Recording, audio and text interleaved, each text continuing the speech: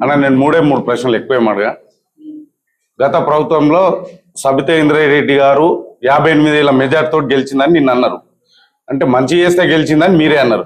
మరి గత ప్రభుత్వం కేసీఆర్ ప్రభుత్వం కూలిపోయింది, ఓడిపోయింది అంటే ఆ ప్రభుత్వం మంచి చేయలేదని ఒప్పుకుంటారా మీరు? అదొకటి. మహిళలు బాధగా ఉండరు, సంతోషంగా లేరు అని అంటారు. మహిళలకు ఉచిత కరెంట్ ఇచ్చినందుకు బాధ ఊర్రా, ఫ్రీ బస్ ఇచ్చినందుకు బాధ ఊర్రా, సిలిండర్ వస్తున్నందుకు బాధ ఊర్రా, సన్న బియ్యం తీసుకుపోయి తింటున్నందుకు బాధ ఊర్రా, దేని గురించి బాధ ఊరు?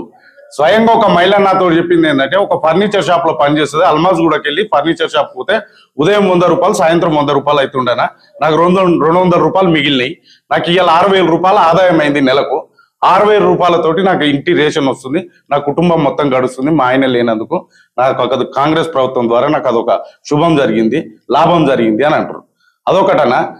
గత ప్రభుత్వము 10 ఏళ్ల నుంచి ఉండి కూడా ఏం చేయకుండా కూడా 10 ఏళ్ల వరకు కూడా హామీలను నెరవేర్చలేదు. ఎందుకు అంటే మేము పసిగుడ్డులం ఇప్పుడే పుట్టినాం ఇంకా మాకు అవకాశం కావాలని అన్నారు. 10 ఏళ్ళు గడిచిపోయింది.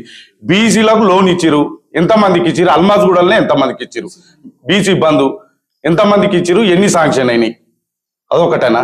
ఎవ్వరు బాధలు లేరని అందరూ సంతోషంగా కూడా కాంగ్రెస్ ప్రభుత్వంలో వాళ్ళని చూసి సంతోషంగా ఉన్న వాళ్ళని చూసి వీళ్ళకి బాధ కలిగి బాధపడుతుంది తప్ప ప్రభుత్వంతో ఎలాంటి వాళ్ళకు అలాంటి లేదు.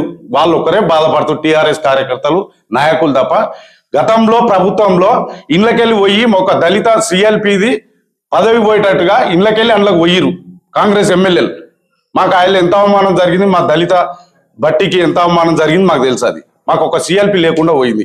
ఇవాళ వాళ్ళు గెలిచే అందులోకి పోయిరా, ఇవాళ వాళ్ళకి బై ఎలక్షన్ పెట్టాలంటారు. టీఆర్ఎస్ లో గెలిచి కాంగ్రెస్ లోకి వచ్చిన వాళ్ళకి బై ఎలక్షన్ పెట్టాలంటారు. మరి వాళ్ళు అందులో అప్పుడు ఇలా గెలిచి వాళ్ళు అందులోకి పోయిరా, మరి వాళ్ళు ఇప్పుడు అందులో రిజైన్ చేసి ఇంట్లో వచ్చి వీళ్ళు రావాలనడానికి అదొక్కటి చెప్పాలి. కాబట్టి నిన్న మాట్లాడిన వాళ్ళందరికీ ఇదొకటి నేను ఒక సమాధానం ప్రశ్న కూడా అని అనుకుంటున్నా.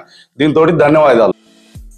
ఈ వీడియో మీకు నచ్చితే లైక్ చేయండి, షేర్ చేయండి, మా ఛానల్ ని సబ్స్క్రైబ్ చేయండి.